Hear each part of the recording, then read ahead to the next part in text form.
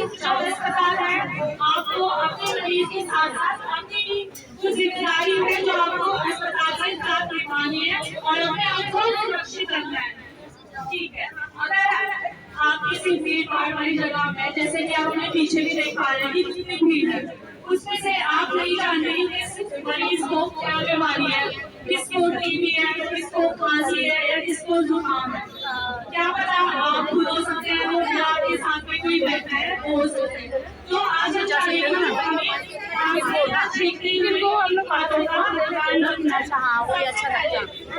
घर से बाहर जा रहे हैं तो अपने साथ फ्रेंडली या टिश्यू पेपर लेके जरूर निकले, क्योंकि हमें नहीं पता है कि कौन सी महामारी आ सकती है या क्या चीज कब हो सकती है। आप सभी ने कोरोना काल में देखा होगा कि एक मास्क की अहमियत थी, एक मास्क के लिए लोग इतना लड़ाई कर रहे थे कि भाई मास्क मिल जाए, कहीं से सैनिटाइजर मिल जाए।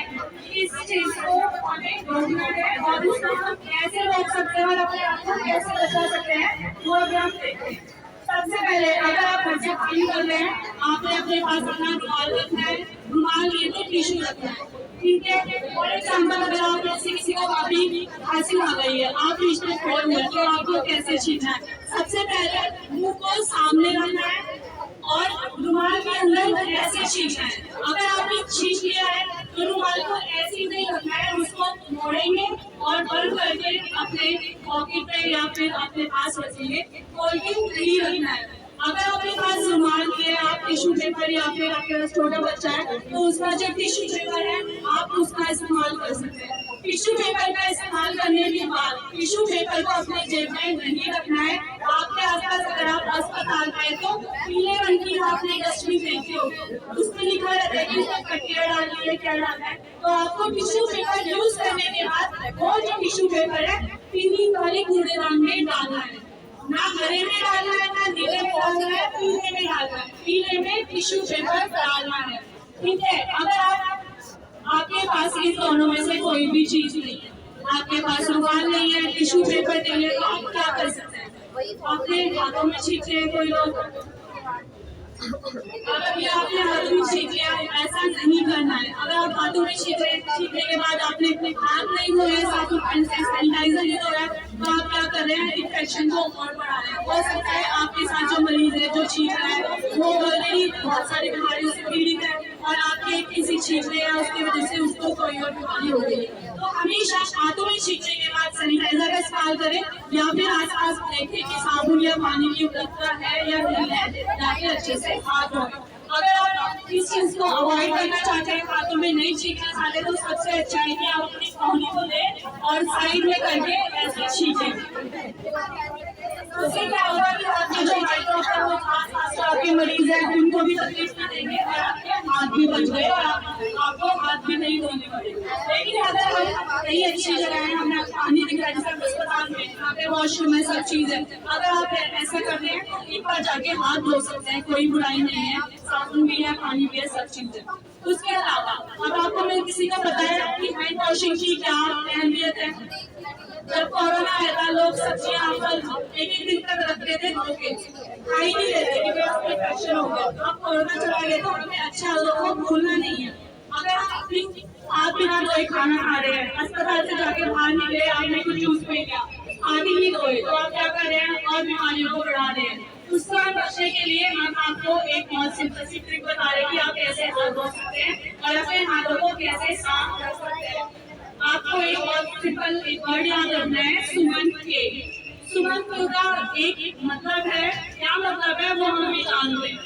जैसे हो गया SUMAN और K, उसको हाथ धोने के लिए हम कैसे यूज करेंगे? सबसे पहले अगर आपके पास पानी है, अगर नहीं है तो सैनिटाइजर यूज कर ले। अभी हम आपको सैनिटाइजर से करके दिखा रहे हैं, आप घर में साबुन पानी के इस्तेमाल से इसको अपनी दिनचर्या में ला सकते हैं। सबसे पहले सुमन, सुमन यानी S मतलब सीधा। साबुन को हाथों में लेंगे, आप भी करिए, एक बार ट्राई करिए। सीधा सीधा क्या किया? अपने हाथों को ऐसे लगा, सीधा S। फिर U माने उल्टा, हाथों को उल्टी तरफ से पकड़ना है। प्लीज सब करिए, अगर आप एक बार करेंगे तो आप आगे जाके अपने बच्चों को भी सिखा पाएंगे और आपके घर में जो भी होंगे उनको भी सिखा पाएंगे। SU माने उल्टा, फिर दूसरे हाथ में उल्टा, फिर एम में मुट्ठी बनानी है, अंदर से ऐसे घुमा के साफ करना है दोनों तरफ से। तो क्या हो गया SUM। फिर क्या आता है AN। ए से क्या होगा अंगूठा, अंगूठा भी हमें साफ करना है, नीचे की तरफ करके करना है, ऊपर की तरफ ना नीचे की तरफ। तो यू माने अंगूठा, दोनों अंगूठों को अच्छे साफ करने के बाद फिर आता है एम। एम से आप होगा कि अपने जो कलाइयां हैं, नखून है, उनको अपने हाथों में इस तरफ घुमाना है, एक बार सीधी तरफ, एक बार दूसरी तरफ। तो हमारे जो नखून है वो छोटे होने चाहिए, अपने गंदगी जमानी होनी चाहिए। इससे क्या होगा कि जो आपके नखून है वो भी साफ रहेंगे। आपका जो लोग हाथ से खाना खाते हैं और रोटी को अपने पेट में जाने से बचा सकते हैं। फिर आता है के वाले कलाइयां। अपने सिर्फ हाथों को साफ करना जरूरी नहीं है, कलाइयों को भी अच्छे से साफ करना है। तो हमारा क्या बन गया सुमन के। याद रहेगा सभी को, जोर से बताइए, याद रहेगा सुमन के। तो हमें अस्पताल में आते हुए अच्छे से ध्यान रखना है कि हम अपने हाथों को अच्छे से धो लें, और कोई चीज जो गंदी है उसको टच करने के बाद या तो साबुन पानी से हाथ धोइए, या आपके आसपास पेड़ हो या कहीं भी सैनिटाइजर है तो आपका इस्तेमाल कर सकते हैं। जो आपको टिश्यू पेपर आप यूज कर रहे हैं वो पीले में डालें।